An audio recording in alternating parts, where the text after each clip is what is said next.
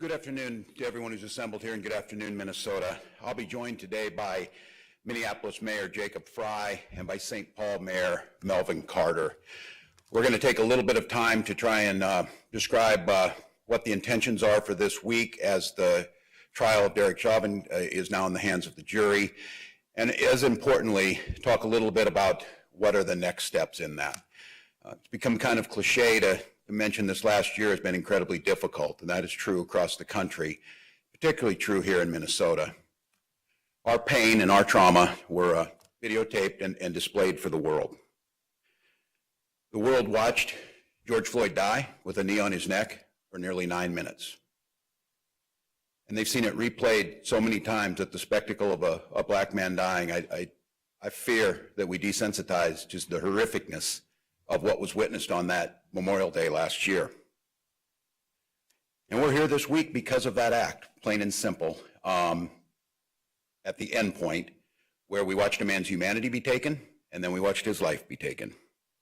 Last May and June, we watched that pain, that anger, and that heartbreak pour out into our streets here, across the country, and around the world. That civil unrest that followed here in Minnesota left nearly 1,000 businesses in ruin, and the life stream of many with them.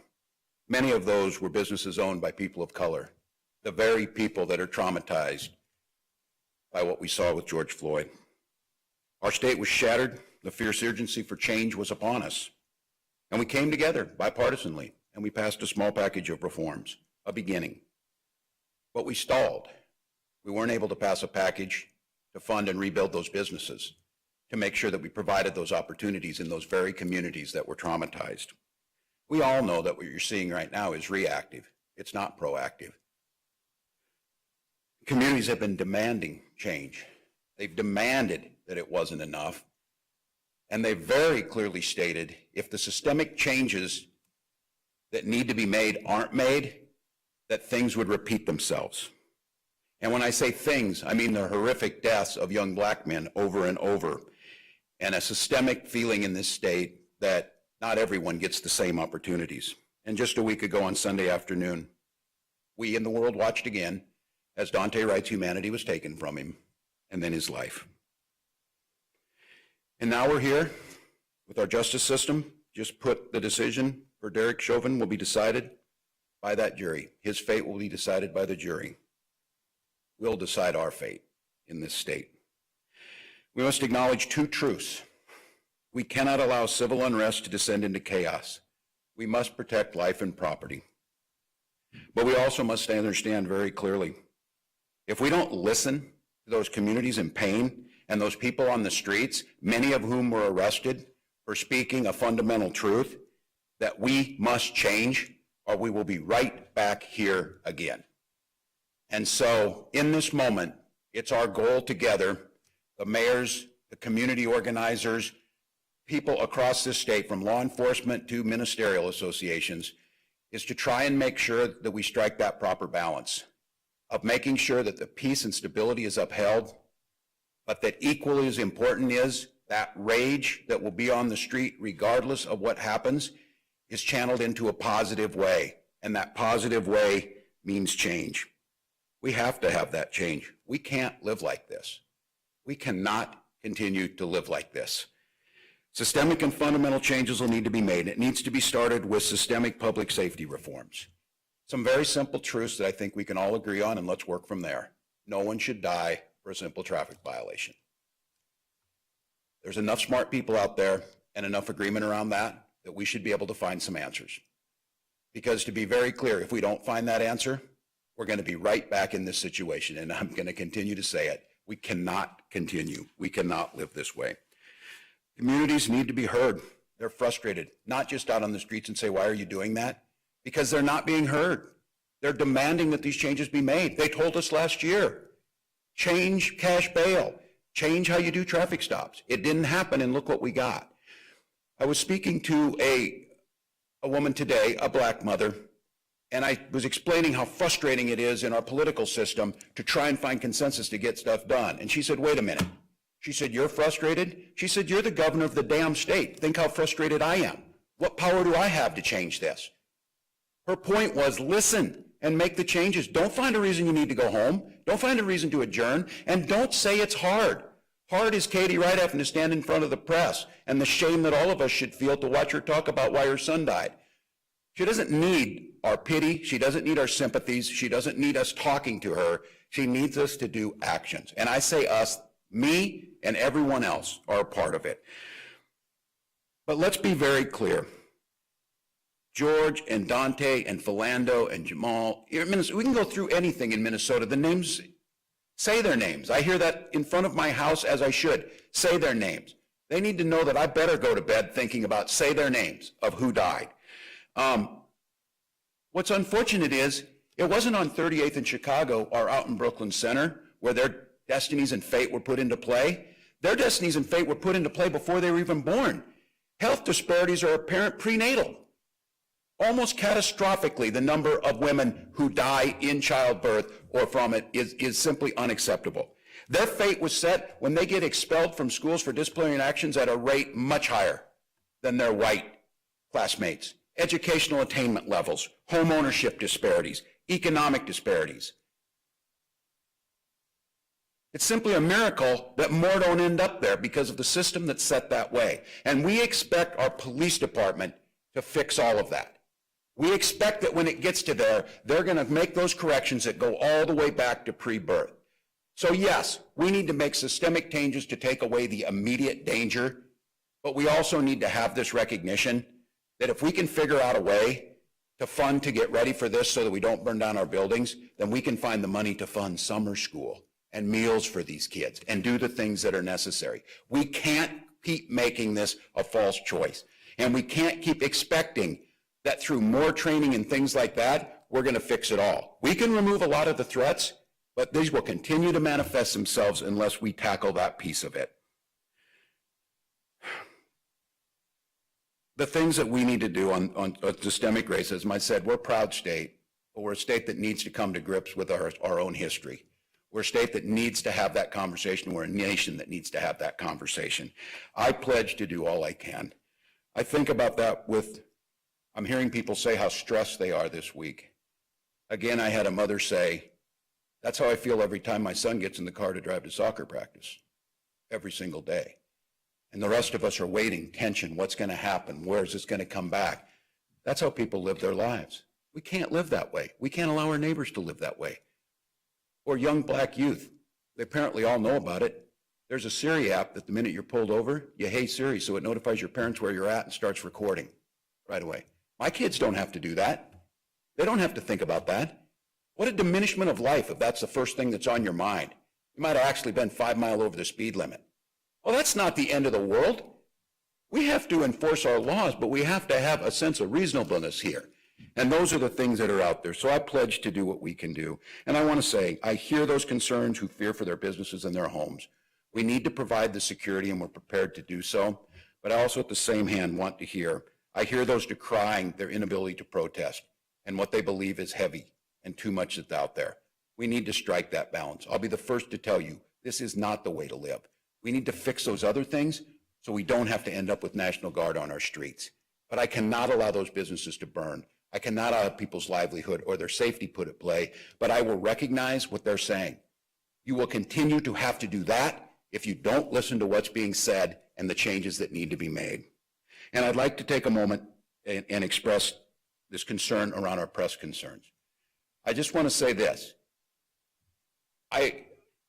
We don't need apologies when it becomes closing down press. It's easy here to give press access. And I want people to understand this is such a fundamental concern that it actually shakes at the heart of our democracy. We have seen press and press freedoms around the world under threat. We've seen journalists attacked and killed. We've seen those that diminish and say things like fake news and try and diminish. It's not fake news just because you don't agree with it. It's not fake news because it criticizes you. It's trying to get the truth out so that people can be informed on the decisions we make. And I know that there are situations, and our law enforcement tries to do the best they can, but this is truly a zero-sum proposition. We have got to get this right. And I'm asking, and we're hearing and trying to make changes in real time, but I think we need a national discussion about this, because the thing that always comes up, that it's easy to give press access unless it's chaotic. unless it's chaotic, like you're seeing on the streets, unless something's happening. What we need to change our perception, we being those in elected office and Americans, we are not here to manage the press. The press does not need to be managed. We need to figure out at that time of most chaos, that's the time it's most important for press freedom. And we're not getting that right. And we're not getting it right out of malice. We're not getting it right because we don't believe this or our law enforcement doesn't believe it. We are apparently not using the tools necessary to make sure that that full freedom of movement so the story's told. And that's the story of how the police are responding. It's the story of how protesters are responding. It's the story that someone else can tell, not the story we want to tell or they want to tell. It's the story that's out there. So again, we have more work to do there. We will do the best in Minnesota to try and set the standard around that. We have failed this week. It's especially egregious to me when I hear stories of a black reporter having to be verified by a white reporter before someone will believe them, or an Asian journalist being asked if she speaks English. It's unacceptable. It's unacceptable both in the time we're at. I know our law enforcement works as well as they can and tries to do this. We have to change the culture on how we view this. We have to make sure that it doesn't matter if you're the small town, one sheriff town, or you're a large police force or the state patrol or so forth. We all have to agree. And I know that's the core values, but we have to have results. So my commitment and ask of all of you is this is our moment, Minnesota, to draw around our common humanity. The jury will decide that fate. I don't know what will come back. But what I do know is that we're going to be shaped by the response, both in the coming days and in the months and years to come. So that commitment to protect your right to protest, we'll continue to do it and do even better. We will protect your life and property, and we will do so within the limits of the law. And we'll work to make sure, as we said, that these changes that have to happen will happen. With that, I'd like to introduce Mayor of Minneapolis, Jacob Frey.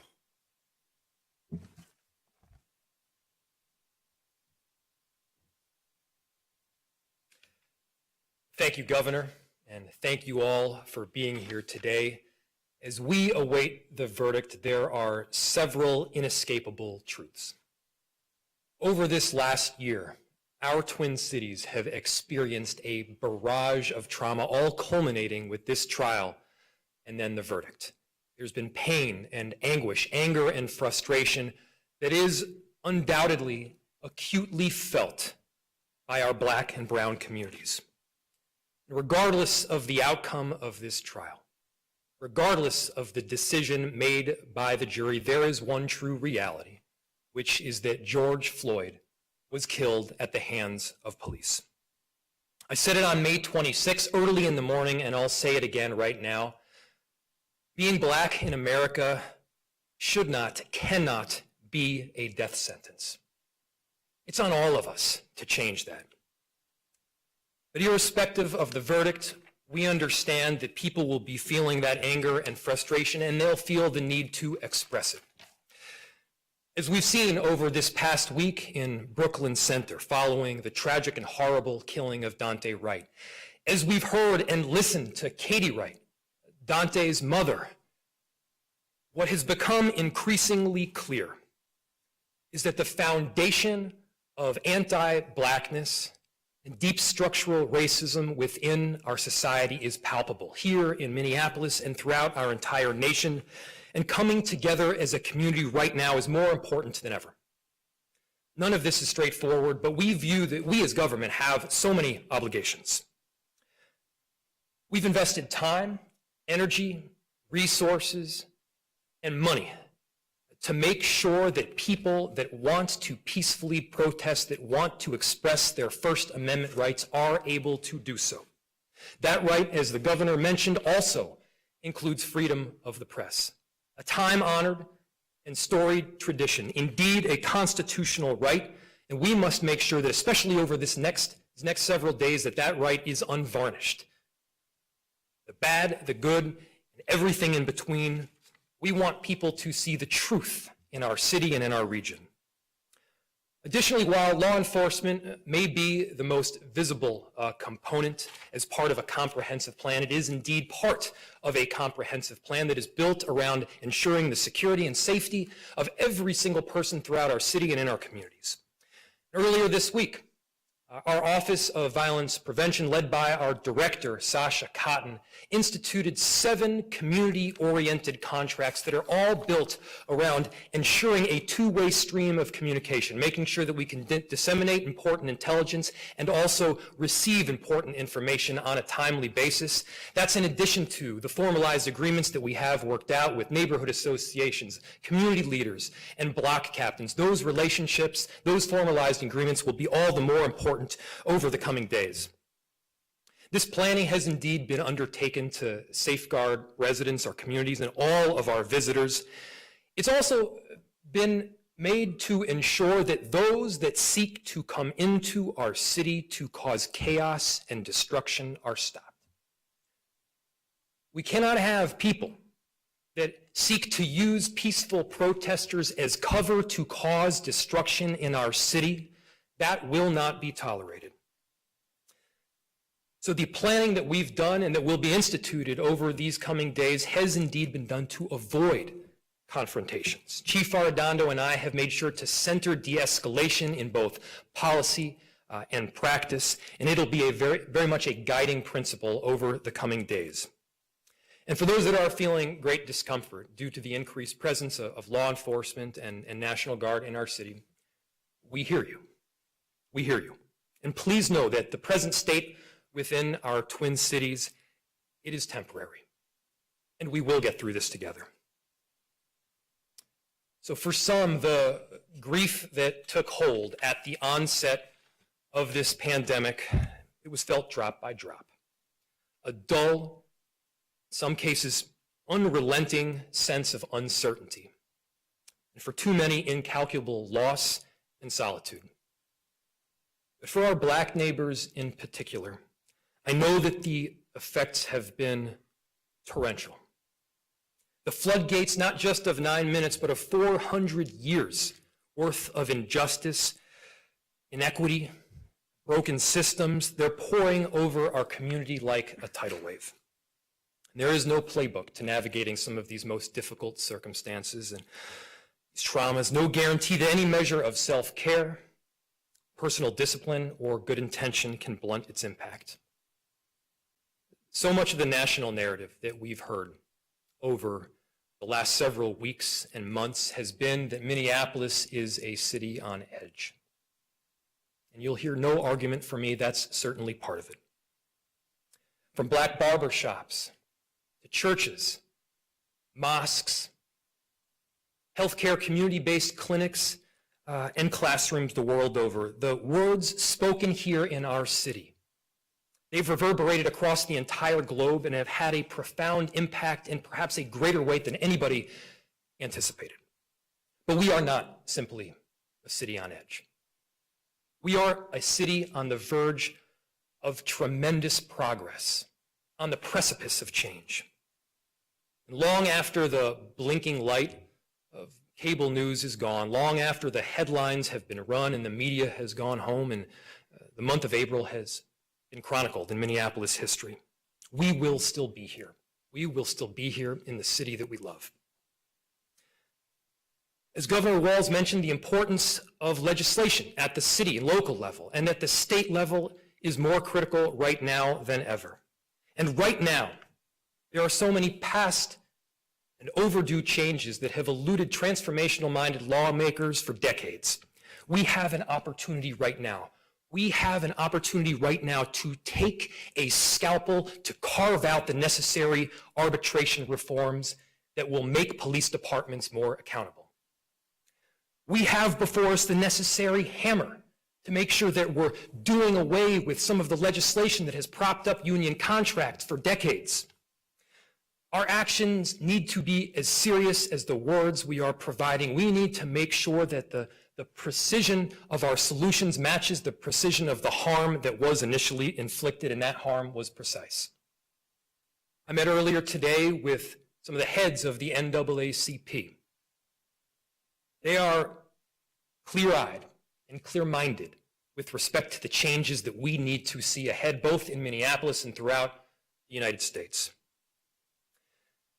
At the same time, we recognize that the sustained success of our cherished businesses, community-based institutions, clinics, places of worship, they will in no part determine our ability to make that very essential change.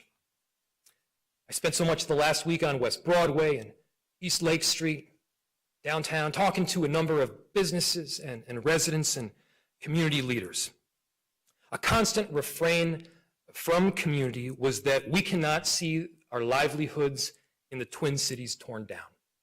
All that, as the governor mentioned, we've tried to bolster up over this last year, all that we've done and all of the work that our neighbors and local businesses have done and poured in their sweat and blood and tears to make sure that they have a successful and community-oriented business or organization, that must be retained.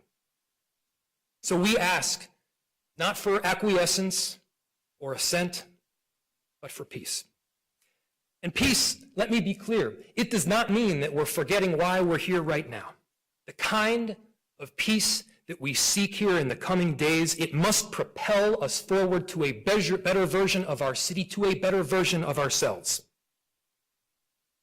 White supremacy is no longer some abstract construct in our city or in Minnesota.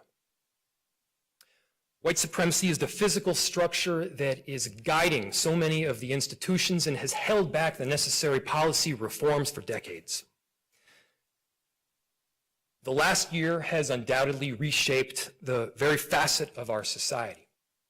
We're very much at the epicenter of a centuries in the making reckoning around racial justice, a reimagining of how we approach these systems that need to be changed. Our community has indeed stepped forward courageously in the moment, and we will be here alongside them, working to chart a better path forward. Thank you. And with that, I'll introduce the Mayor of St. Paul, Mayor Melvin Carter.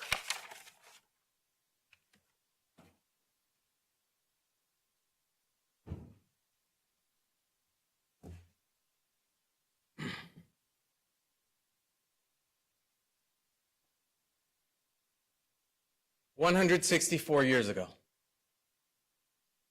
before Minnesota was even a state, in issuing their Dred Scott ruling, our United States Supreme Court declared that black men have no rights, which white men are bound to respect. 1 year ago, the entire world watched Officer Derek Chauvin kneel on George Floyd's neck as Mr. Floyd was handcuffed, defenseless, unarmed, and crying for his mom. Today, the eyes of the world are upon us again, as this trial is finally in the hands of the jury. But we're not waiting to learn if Officer Chauvin killed George Floyd. We all saw what we saw with our own eyes. We're waiting to learn if our justice system is yet capable of holding someone accountable for it. Inasmuch as their decision will determine the fate of the accused, they'll make an even more critical declaration about the state of our union. That is, whether or not the Dred Scott ruling still stands as the law of this land. Whatever the jury decides, we have work to do. If we didn't know that before 2016, when Philando Castile was shot to death in front of his 4-year-old daughter, if we didn't know it before last year, when Officer Chauvin knelt on George Floyd's neck for 9 minutes and 29 seconds, and if we didn't know that before the allegedly accidental killing of Daunte Wright last week, we had better know it now. This cycle will not stop until we stop it. All of those men should still be alive today, and there is no acceptable reason why they are not. As important as it is to hold their killers accountable after a life is wrongfully taken, we have deep, hard, soul-searching work ahead to reimagine and rebuild the very compact between law enforcement and community, and to stop this deadly cycle before one more name is added to the list. Like so many other local communities who are leaning into that work, our progress in St. Paul is stifled by state and federal elected officials who again and again block meaningful policy reforms like reforming traffic stops, eliminating cash bail, and ending qualified immunity.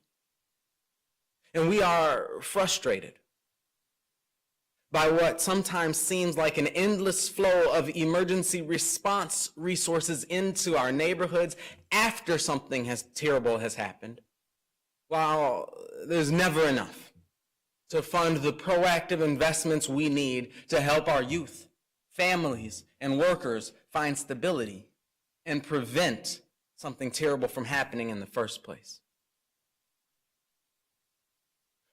Over the past year, and certainly over the past several days, I've spent a significant amount of time in physical and virtual spaces for protest and healing alongside community members struggling with the mix of emotions from sadness and grief to confusion to extreme anger triggered by these compound crises. These emotions prove that we are human, and the safe spaces our community members are creating to process them together are critical for our healing and safety. Whatever the jury decides, we know that in this age of insurrection and extremism, that we must be ready for the possibility of those who would exploit this moment and drown out the powerful voices of constructive protest across our nation with violence and destruction. Last spring, on top of the trauma of George Floyd's killing, we endured the widespread devastation of the very neighborhoods he loved. But rioting won't solve this problem, and looting won't breathe life back into the bodies of our lost loved ones. We cannot cure harm by inflicting harm on others. Protesting violence through violent means only perpetuates those same cycles we are resolved to stop. And history always remembers poorly those who seek to assert their own humanity by dehumanizing others. So as we reject the violence and aggression that took George Floyd's life, so too must we reject and do everything we can to prevent the burning and looting of our local barbershops and grocery stores, the pharmacies we rely on for life-saving medicine, and the affordable housing units our neighbors call home. As we renounce officers who escalate and inflict bodily harm on Black and brown bodies, peaceful protesters, and members of the press, so too must we renounce those who throw bricks and stones at police and who hurl unprovoked insults at the teachers, plumbers, and electricians who stand forward as members of our National Guard every time we call for their help. We reject senseless acts of violence and aggression wherever they occur. Whatever the jury decides, I will call for us to forge a peaceful and forceful path forward. I'm not calling for quiet, and I'm not asking anyone to stay calm. I'm hoping for neither resigned acquiescence, acceptance of a system that repeatedly steals the lives of our Black and brown sisters and brothers, nor even patient acceptance of better than nothing incrementalism. We should be distraught and alarmed and disgusted and demanding an all-in, urgent national response with the critical understanding that we can best stop protests over police killings of unarmed Black men by stopping police killings of unarmed Black men. That means protecting our neighborhoods from further physical and emotional harm while destroying the policies, practices, and union contract clauses that have too long allowed our lives to be destroyed with impunity. Whatever the jury decides, we have a future to build. And we have proven that our better, stronger future does not exist within the confines of our national comfort zone. We have a future to build, and we shouldn't be surprised when that process is loud and inconvenient, because construction is always loud and inconvenient. I know that some will undoubtedly take exception to the acknowledgement that anger and frustration are understandable human responses to all that we have endured. And there is always someone waiting to cut and mischaracterize anything we say in these spaces. But let's be clear. When a wrong has clearly been committed, denying that wrong is far more infuriating than acknowledging the work we have to make amends. We will do everything in our power to stop these cycles of unarmed Black and brown bodies killed at the hands of law enforcement. We will do everything in our power to ensure officers whose actions fall below our standards can be held accountable. And we will do everything in our power to keep from reliving the damage and destruction our communities endured last spring. Whatever the jury decides, we reject the notion that these are competitive or conflicting goals. Without a doubt, they will prove to be one and the same. Thank you.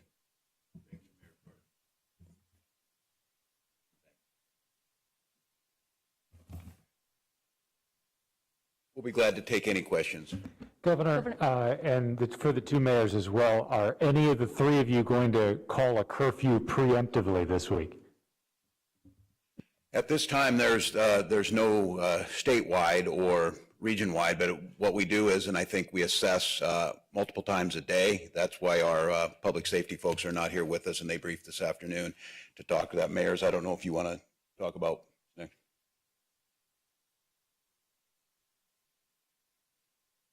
As the governor stated, we don't have a curfew right now, either on the regional or statewide level, nor do we have it at the city level, but it's certainly one of the tools that we will have available if necessary. But as of right now, none is called.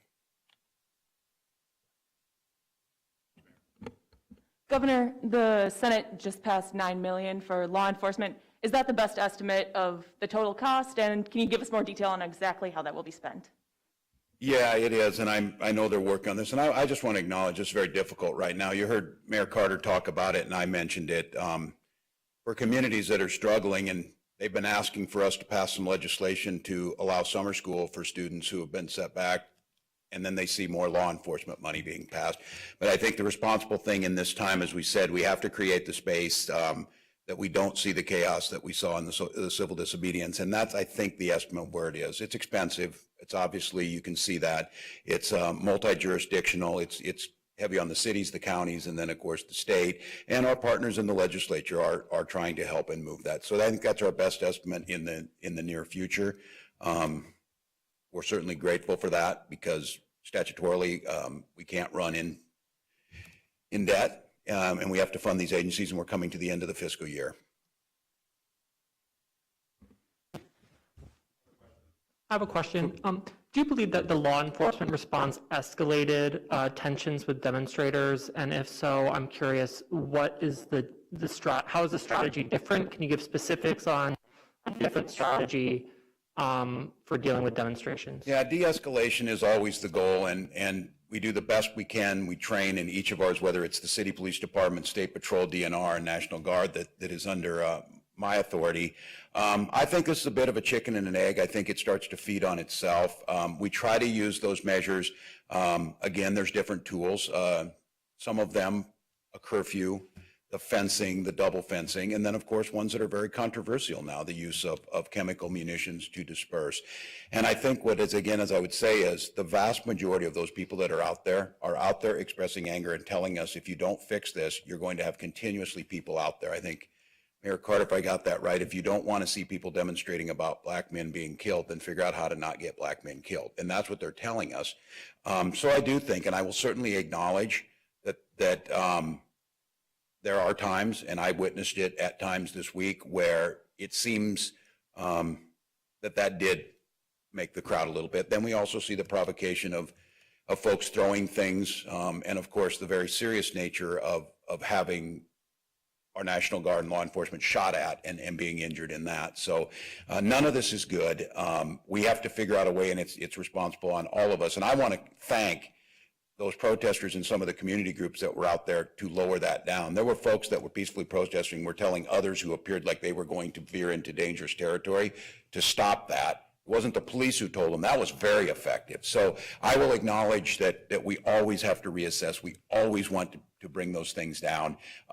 Again, I think the three of us and all of you, having witnessed last May and June how very quickly things can go, and the terror that went, especially with the arsons, once we saw those start to take off, that there is that. And for those critics out there who say, by putting these out there, you're creating a self-fulfilling prophecy and a sense of fear, I acknowledge them, that we can't live like this. We simply can't. But we can't have thousands of businesses burned and people put at risk. So I will acknowledge that we all have work to do on this.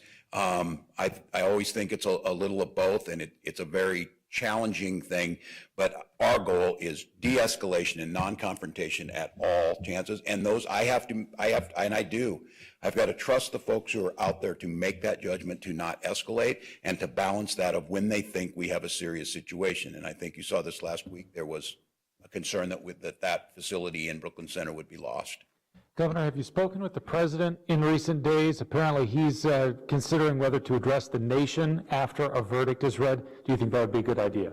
I have not spoken directly, but we have spoken with the White House. There's federal aid that is helping some of the protective services that come with the FBI and the other services in Minnesota. Those are part of some of these joint things that we do together. So some of those things have been being discussed. I again, would not be presumption enough to give the President of the United States advice, but I think it would be helpful. I don't pretend, and folks who are out there listening, this is in every state. We'll own our stuff here, but it's happening in every state. It will, we saw it in Chicago.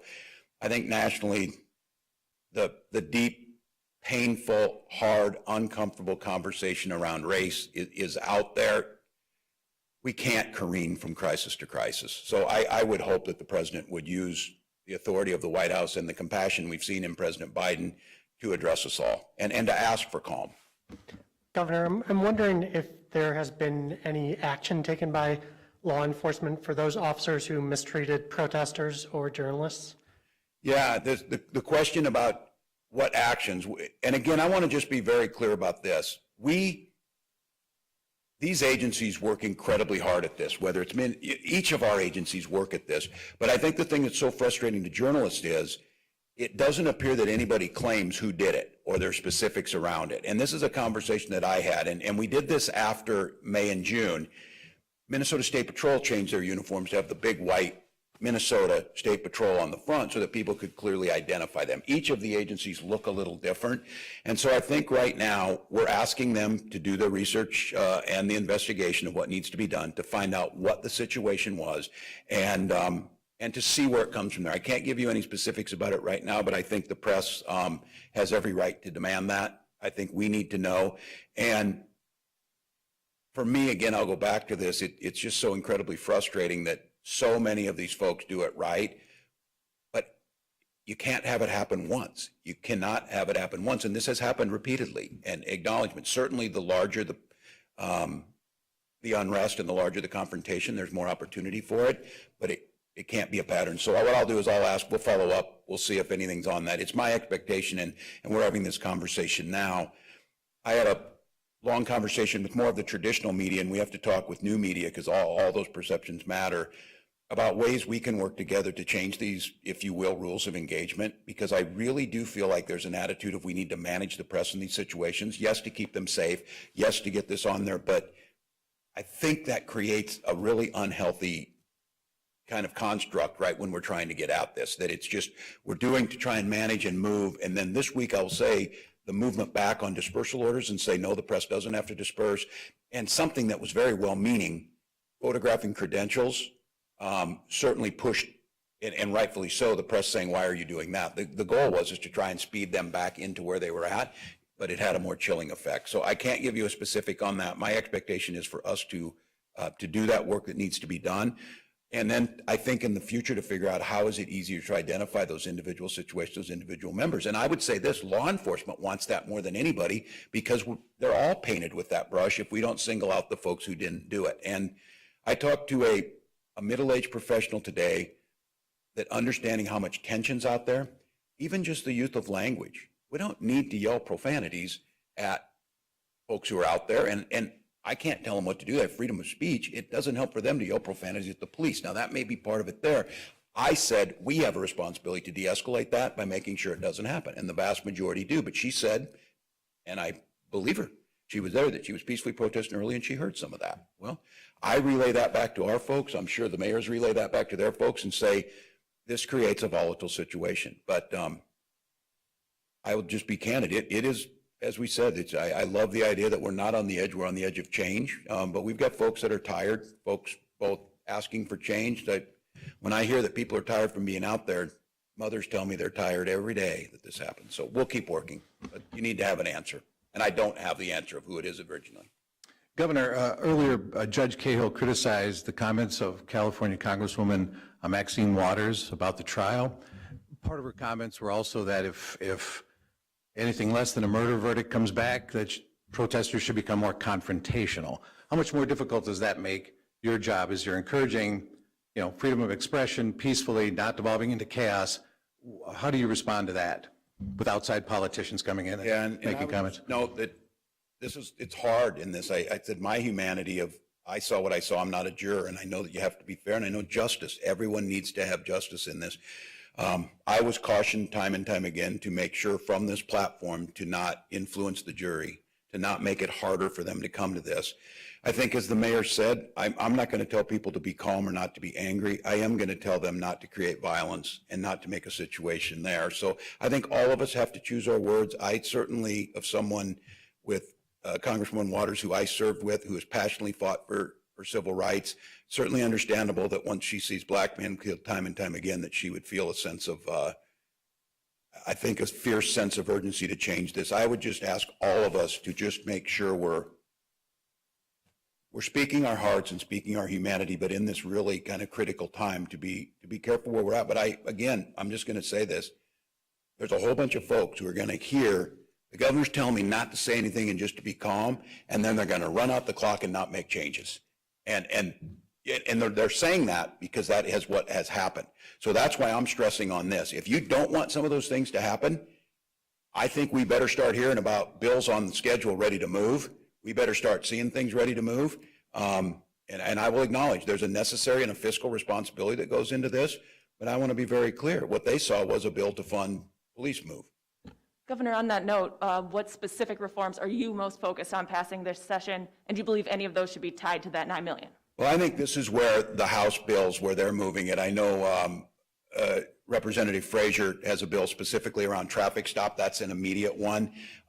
There is a list of things they have in there. And what I said, if they can move things, if they can move the entire package, their omnibus bill, I'm supportive of it. And now they need to get down and do the work where there's differences to get together and pass them. But I have told them, and I told Representative Frazier and the authors of these bills, that I will sign them immediately if they can get them through. I think the biggest thing is what I've focused on is this preemptive traffic stop type of situation, getting the mental health support that we need, and both to that.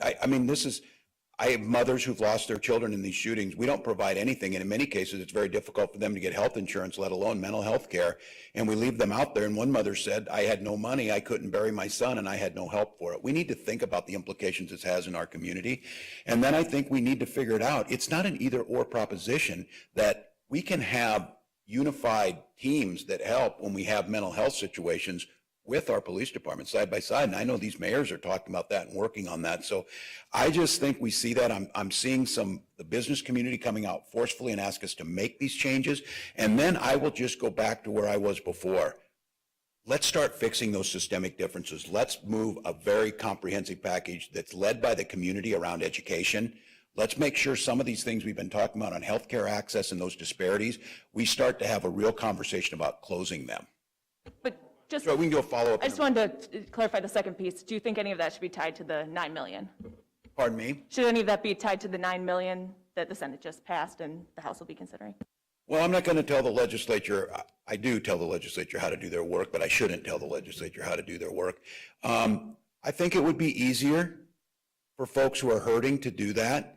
I'm grateful for the money, and I'm not going to criticize because of the fiscal responsibility. I have to pay the salaries of the folks who are out there, or otherwise we have to lay them off. So there's a real operational necessity, but the optics of this, I understand that. And so if we could just move one piece of reform with this, and then next week get another one, and then keep going. So I'm not going to tell them how to do it. I don't want to jeopardize what they're able to do, but I am going to recognize the difficulty of some members to vote for this is pretty hard. Last question. Thanks, folks. Thank you, mayors. Yeah, well.